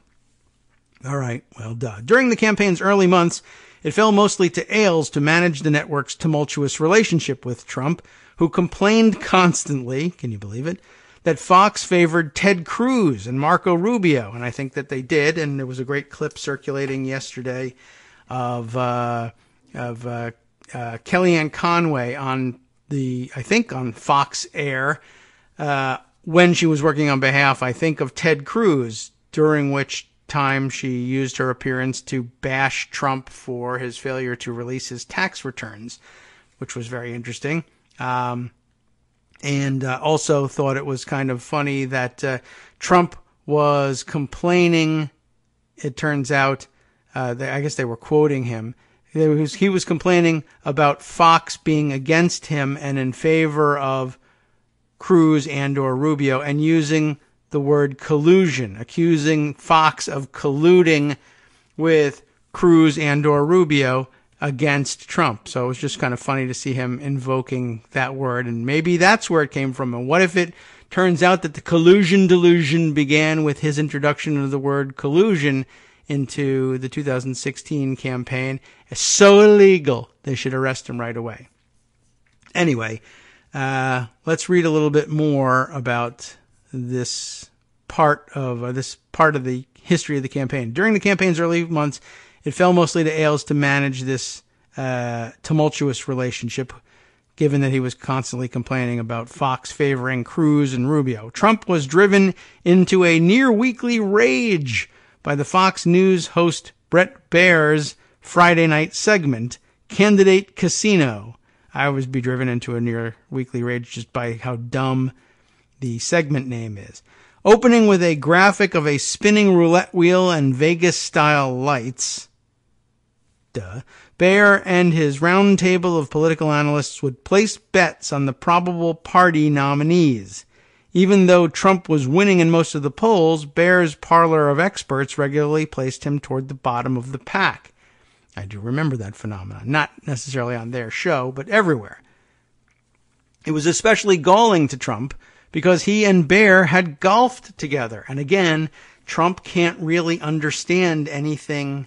I mean, and maybe it's an admirable childlike quality that if you played golf with him, you liked him. And if you liked him, you would do anything for him. Because he believes himself to be the kind of person that would do anything for others whom he liked. And I don't think that's really true, but that's what he thinks of himself as being.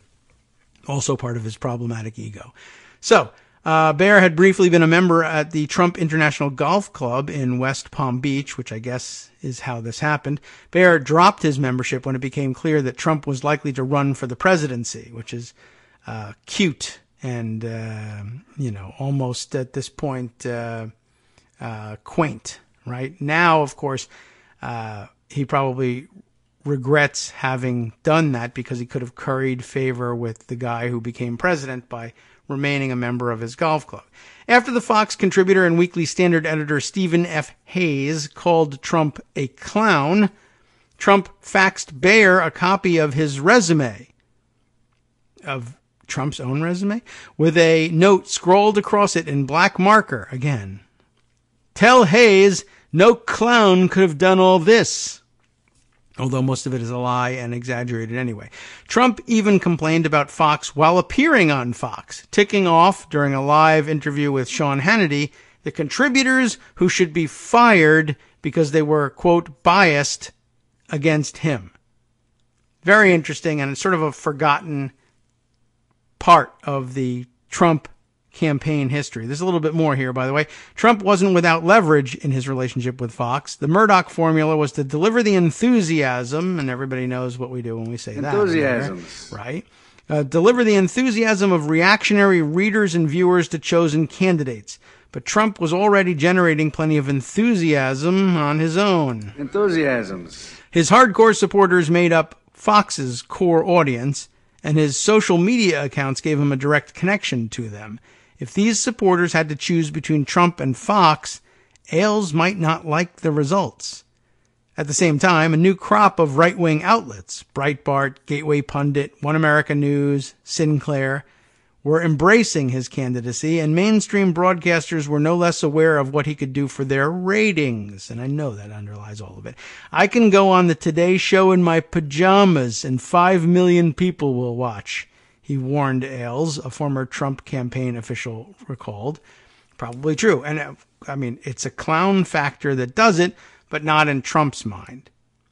After the Fox News anchor Megyn Kelly asked Trump during the first Republican primary debate in the summer of 2015 to defend his comments about women, and you know what they are about, Trump demanded that Ailes force her to publicly apologize. According to the former Trump campaign official, she didn't.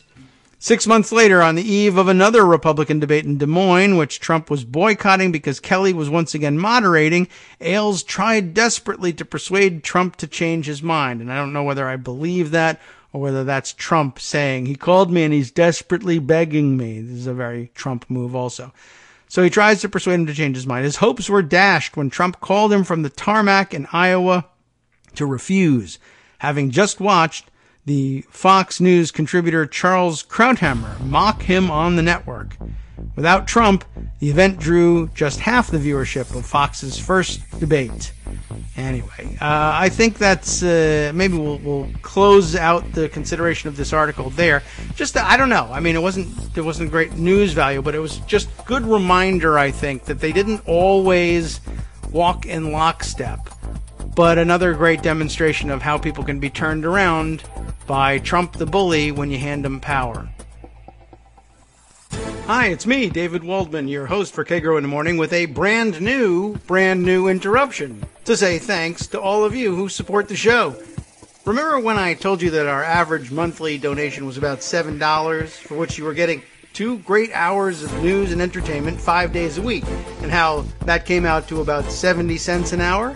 That's a pretty good deal, except it's wrong. The math actually works out closer to 17 cents an hour. It is hard to beat a deal like that, and even harder to send your kids to college on. Thankfully, Patreon.com makes it easy to make that work. Patreon, Patreon.com, is the simple, secure way to make recurring monthly contributions to support our show. Just search for me or the show name on the site, and they make it easy to crowdfund the show so that the power of our numbers can keep the show going for just a few bucks a month. Once again, thanks so much for all your support.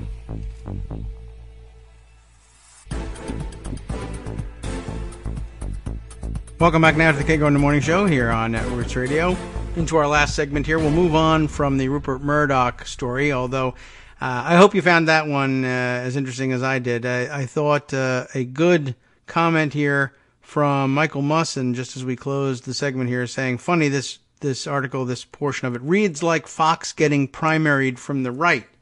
And that's exactly it. I mean, that's a great summary of what this put me in mind of. And we could have saved an awful lot of time if I had that before, I think. But this article should intrigue you. And a lot of the rest of it is really about the internal family dynamics of the Murdoch empire as his sons vie to succeed him in running the business.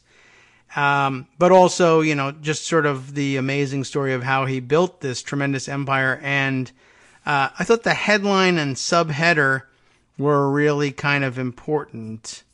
And let me zip back. The headline, of course, was how Rupert Murdoch's empire empire of influence, what did we say, reshaped the world? Wow, there's too many pop-ups here. Remade the world.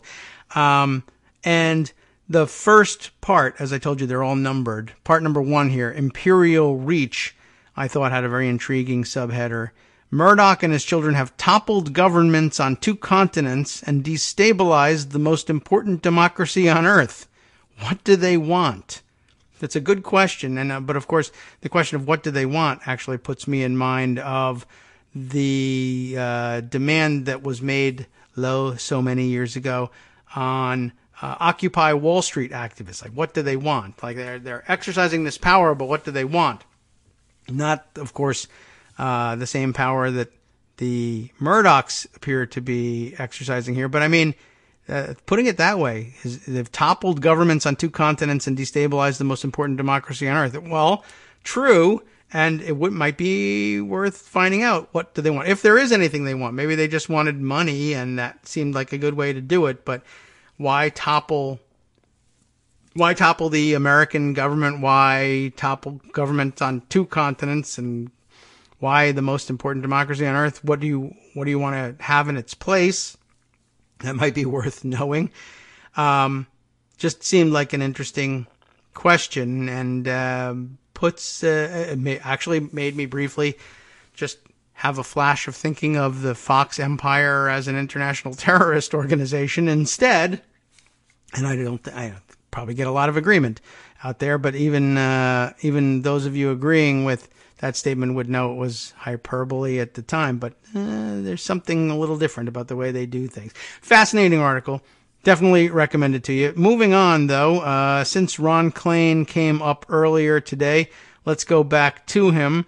The subject also judicial issues, not judicial elections, but instead the federal judiciary and how things are going on that front. We discussed with Joan yesterday what the Republicans were doing in the way of rules changes with regard to post-cloture time yesterday.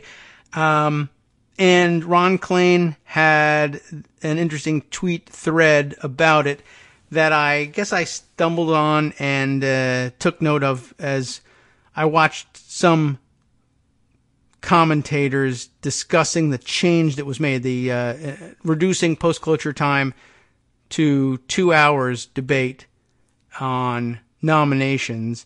And I saw them sort of criticizing the stance a lot of Democrats took on it, just sort of, without any historical context, rejecting the idea as horrible.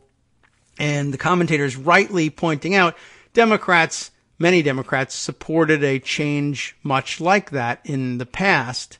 And why couldn't they just say, why wouldn't they say something different? Why so roundly condemning it as horrible at this point? And it's a good question. I don't really know why more Democrats didn't say. It's not a terrible suggestion to reduce the debate time post-cloture on nominations all by itself, but it only makes good sense to do when the vetting process is thorough and the hearings are legitimate and there's a real chance to evaluate the nominee during the nominations process. Once it gets to the floor, we should all have made our decision already, so it's not such a bad thing. And 30 hours, because no amendments can be made, as I've mentioned 100 times before, it's not necessarily by itself the worst thing in the world. It's just that I oppose it now because it's a tool in the hands of Republicans who are using it to put people on the federal judiciary who are insanely unqualified, but also to do so with a short-circuited process during which we learn little or nothing about them before the vote even begins. So shortening debate time makes a certain amount of sense when it's coupled with a honest discovery process that allows us to have some real insight into who we're voting on. Minus that, it's simply a blunt instrument to force through as many unqualified and unexamined nominees as possible, and I oppose that. It's a pretty simple explanation. Well, maybe it isn't. It took me 20 minutes to get through it. Anyway, Ron Klain's observations are interesting as well, and they are these. Today, the GOP changed Senate rules, sort of, I'll add, to jam through more ultra-conservative judges more quickly. In the short term, this obviously works to the GOP's advantage, but in the long run, he says, I believe Democrats will be the big winners from this change. Okay, well, that sounds interesting. You'll want to hear about that. Yes, Senate rules have somewhat slowed the GOP in filling judgeships with Federalist acolytes, but not by much. Even with the rules, Trump has set a record for confirmations, record-breaking, I'm told, and his nominees are taking over federal courts. Today's changes will make that worse, but only marginally. Why? Because the GOP has more cohesion and will on judicial nominees. They have been willing to use floor time and political capital to get their people confirmed.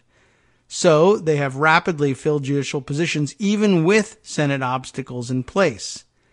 Not the Dems. For whatever reason, and it vexes me, Democrats do not put the resources, time, or will into getting their nominees picked and confirmed.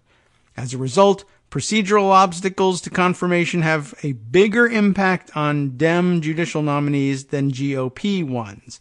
I have an idea about what that may be. Bottom line, removing obstacles will speed things up now, but the GOP would get their nominees done anyway. On the other hand, clearing the decks means that Dems can get nominees through when they are in control in the future, something they might not otherwise achieve.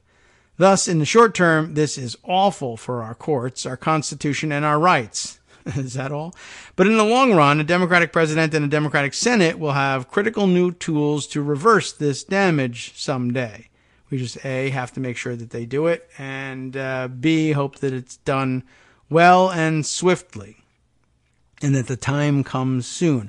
Only thing I'd add to that is that the basic reason, I think, why it's different for Republicans than it is for Democrats is that nominations take an awful lot of time on the floor because of the many ways in which people can restrict restrict the flow, to block things, to gum up the works, to make them take longer. And floor time is valuable when you have a legislative agenda. And that's really the big difference. It's like right now the Republicans don't have a legislative agenda, so they can and do spend the vast majority of their floor time moving these nominations through. It's a big priority for them, and they might make this decision anyway, even if they did have a legislative agenda. Democrats, rarely the case for them. Rarely will they say, yes, I will use 70% of our Senate floor time on nominations. It just doesn't rise to that level of importance. It's a secondary issue and a nuisance in many cases for Democratic leaders who have always got a bottleneck of fantastic legislative ideas which stall on their own because they are looking for Republican buy-in on these things, and they'll negotiate for 6 months looking for some disingenuous Republican to come around and agree to give a bipartisan imprimatur to this legislation, and it never comes to fruition. But the legislative agenda is the crown jewel for Democrats when they have control of the Senate, and nominations is just an annoying task they have to take care of for a Democratic president. I don't know that is ever going to change. I don't know whether it should, but I guess that's really Ron Klain's point there, is that they don't have to make that decision anymore because floor time that they'll need to spend on Democratic nominees later will be shortened because of this move, and they didn't even have to do the heavy lifting to do it. So I think there's a point to be taken away from there. Well worth doing. Let's see. We have the news that House Dems have demanded 6 years of Trump's tax returns, and so I don't think that there's a great deal more that we need to do to look into that. I think, though, I'll just remind people, I think this is something that Greg and I discussed only during one of the breaks, the arcane Roaring Twenties provision that they mentioned in one of the reports that Richard Neal was using to get hold of these tax returns is not that obscure, to be honest. And it came to my attention that this was a power that the chair of the Ways and Means Committee, and I guess some other committees as well, maybe it's the Appropriations Committee and maybe the Finance Committee, I don't know who else has this power, and the articles don't say so, they just say some other committees. But I remember this provision because in 2004, if I have the date right, Ernie Istook, whose name comes up from time to time on the show, though it usually comes up in the context of the original, there are two things that get referred to as the Istook Amendment. And this one, the second one, he disclaims credit for and insists that he didn't even know it was in the bill. I don't know whether I believe him about that. The Istook Amendment we usually talk about was from 1995 or so, and that was the one where he decided that federal grantees should be prohibited from lobbying the federal government on the theory that the money that they received through federal grants was fungible, and that it ought not to be permitted to use federal funding to lobby for more federal funding. And that amendment didn't make it either. But that was a totally different subject. But it involved Istook and trying to get this ill-advised idea through an appropriations bill. Later on, a decade later, or almost a decade later, He was involved in an effort to include, again, in a provision buried in a appropriations bill, the power, an expansion of this arcane power by which members of Congress were able to get a hold of individual tax returns from the IRS. This time to allow staffers to get a hold of them, staffers to make the request, at least specifically staffers of the Appropriations Committee were under this provision to be allowed to request individual tax returns and basically rifle through them for whatever reason.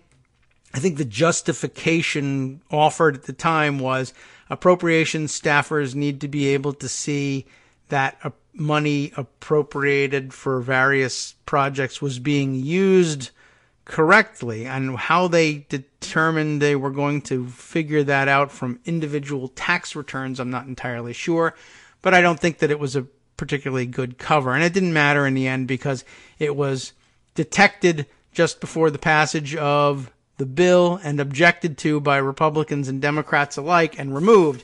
It's just that Istook disclaimed any responsibility for it. It turns out that they ended up laying the blame on a Istook staffer for putting it in there. And the staffer actually tried to claim that they inserted this language all on their own and didn't even tell their boss about it, which seems a little bit difficult to believe. But that's a second Istook amendment rooted out at the last minute and rejected as ridiculous. But yeah, there was a major flap in the early 2000s over this very same arcane provision that existed in the law and the Republican attempt to expand it. I just thought I'd lay that one out on the record. And somewhere along the line, I shared on Twitter yesterday a link to a New York Times piece of that era. And maybe I ought to dig that up and include it in the links to show to you later on. Yeah, there it is, as a matter of fact. All right, I'll open it up so that it's around for the summation of the show later on. Moving on, then, with just a few more minutes left to go in today's show. An update from, or with respect to, let's see, well, I can find this thing here. It comes to us from our frequent contributor, Eric Postman, who, listening to yesterday's show, I think, was it yesterday's show? Maybe the day before, when we discussed the absurdity of, the own the libs level absurdity of putting Rick Scott in charge of Republican efforts to craft a Senate health care bill. I had said, it's almost like they chose him as to own the libs as the worst possible choice to head up this effort. And Eric, I guess, hearing that phrase, wondered whether I had seen this Orlando Sentinel opinion piece, and I had not. But it's hard to believe that I hadn't, given that the headline is "The Worst Possible Choice to Craft a Senate Healthcare Plan?" ? Rick Scott. I can't see how it could be the case otherwise, that people would land on a different conclusion, and maybe you'll feel the same way once you hear about what the Orlando Sentinel editorial board had to say on the subject. Rick Scott, yes, that Rick Scott, is one of 3 U.S. senators assigned by President Donald Trump, who doesn't really have this power, to come up with a, quote, really spectacular, unquote, healthcare plan to replace Obamacare. The sigh, I think, will have to do a lot of work there for what I would ordinarily spend time ranting on. Quick resume reminder. Florida's rookie senator once ran a hospital company that got fined $1.7 billion by the federal government for Medicare fraud. Never mind, that's okay. The president once got fined several $100,000 by the Justice Department of the federal government for housing fraud. But okay. Housing discrimination, which I guess is a form of fraud. All right. Rick Scott, and he once ran a hospital company, got fined $1.7 billion. That's more than the Trump organization was fined for Medicare fraud. He was governor for 8 years and had little to show when it came to improving the quality or cost of health care for Floridians. And one might argue that health care, a larger issue for Florida and Floridians than for most, given the fact that it's a retirement haven. Anyway, in fact, he spent most of his energy leading the charge by conservative governors to undo Obamacare, including protections to ensure that people with pre-existing conditions, like cancer and diabetes, or acne, as we were reminded, can't be turned down for coverage by insurance companies. So yeah, perfect choice to lead the effort, to come up with a bipartisan plan to lead America out of the Obamacare desert and into the healthcare promised land. That was sarcasm. No, he is not the perfect choice. He is, in fact, uniquely ill-suited to take this on. We feel sure that Trump is impressed with Scott's business acumen, and that's legit. It's not. I mean, I feel sure that Trump is impressed with his business acumen, but that's only because Trump doesn't know what actual business acumen is, and the fact that Scott hasn't got any doesn't bother him as a result, but okay. They say it's legit. Scott built Columbia HCA into a formidable hospital chain by cheating. He resigned as CEO during a federal government investigation that revealed all sorts of shenanigans designed to defraud the federal government, which means he didn't build anything. He just stole the money. Scott said he was unaware of what was happening inside the company, which is because he was CEO. Okay, but the only other option is he was asleep at the switch. We also feel fairly confident Trump was impressed with Scott's single-minded determination to undo the Affordable Care Act, better known as Obamacare. And Scott, for sure, was a bulldog on that score, refusing to accept federal money for Medicaid expansion and going along with then Attorney General Pam Bondi's lawsuit seeking to have Obamacare thrown out. Scott is also a market solutions kind of guy, not to hair, I guess, but anyway, another quality Trump values, along with hair, though he finally got religion on protecting people with pre-existing conditions. Hallelujah. Specifically, conservatives like Scott have for years been touting the idea of allowing insurance companies to sell policies across state lines. And yet, when Republicans controlled Congress and the presidency for 2 years, they passed no such bill. Scott thinks it's important to drive down the cost of health care, and he's right about that. But when he tried to claim credit for driving down the national rate of health care inflation through cost-saving measures at Columbia HCA, PolitiFact did some digging and slapped that claim with a pants-on-fire rating. Scott seems to understand he has no business taking on something as ambitious as an alternative plan.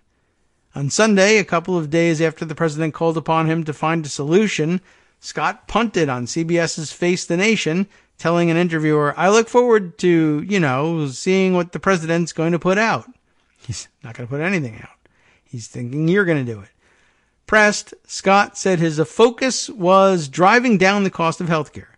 We're reminded of the many instances when, as governor, Scott would pivot to job creation, even if the issue he was being asked about had nothing to do with job creation. Or our other favorite Scottism, when asked about a piece of legislation, the governor would reply, he looked forward to seeing it. Now, he could actually propose a piece of legislation, but he probably won't.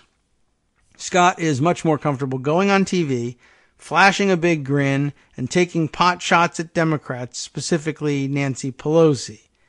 Recall that this was the candidate who was going to make Washington work. Every candidate says that.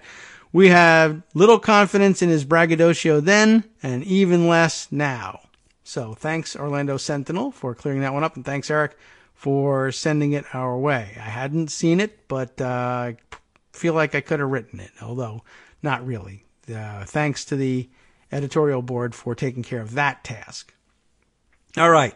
Let's see. Other things that we ought to catch up on. Oh, here's an interesting tidbit.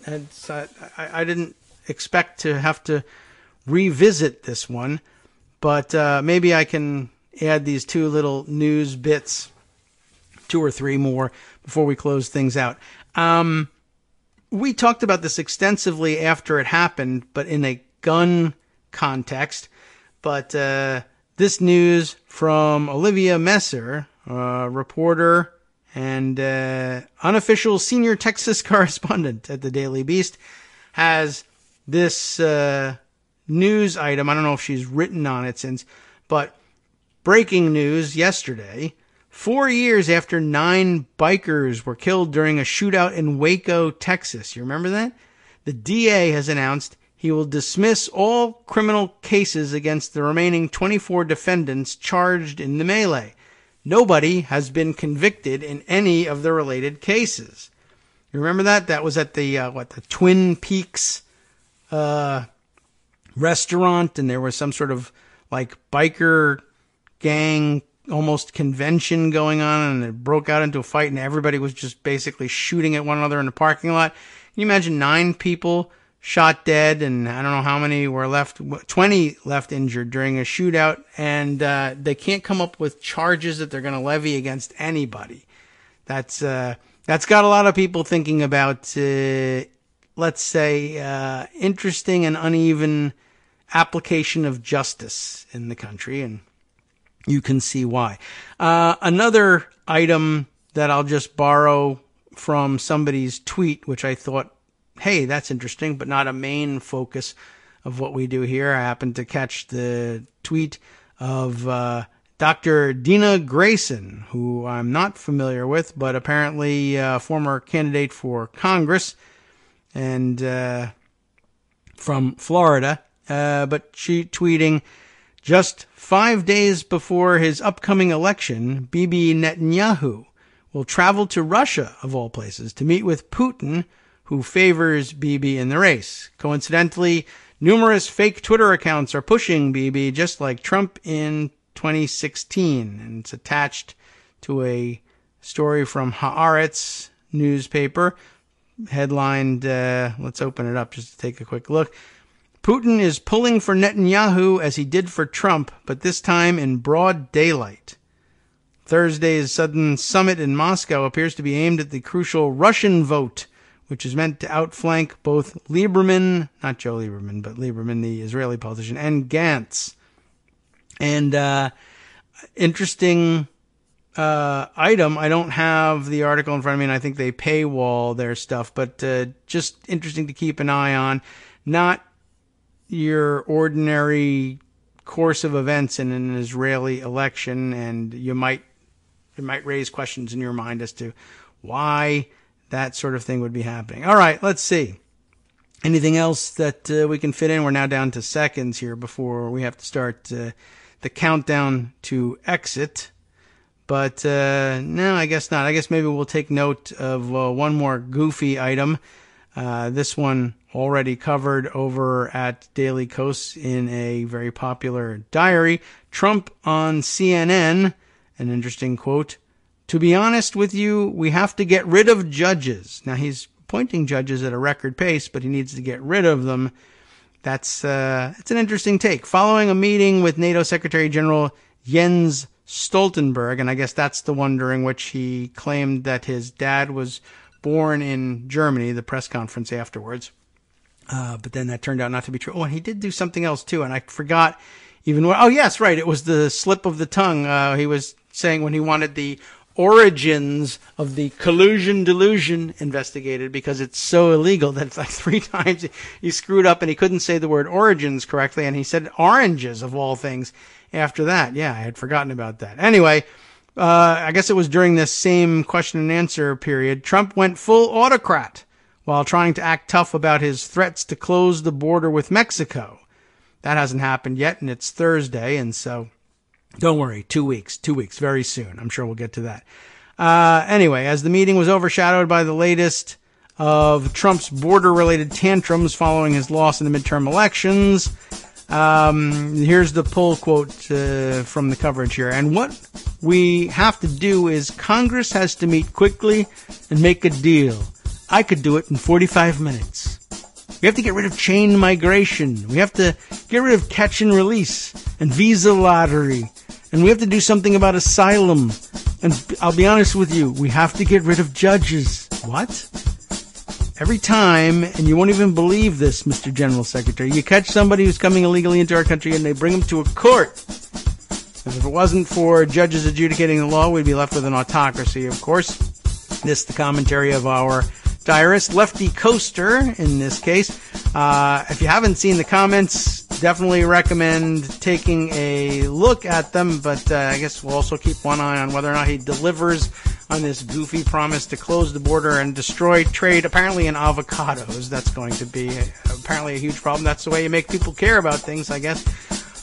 So an eye on that. We will be, I hope, able to bring you a taped program for tomorrow, but if not, we will see you again on Monday. And in the meantime, all the news that fits, not in print, but on the West Coast Cookbook and Speakeasy, comes up next with Justice Putnam.